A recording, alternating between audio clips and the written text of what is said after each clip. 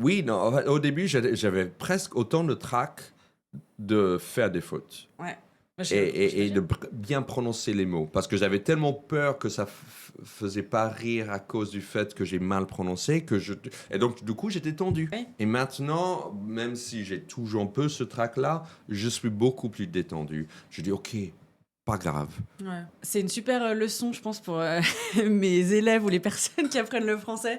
Tu t'es devant des centaines de personnes, tu fais des erreurs et c'est pas grave, ça fait rire les gens.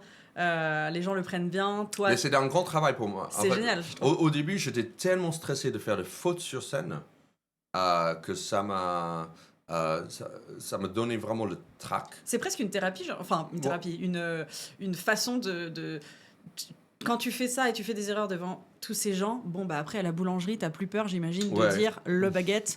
Parce que la boulangère peut être plus critique qu'un public, quoi. Faut savoir.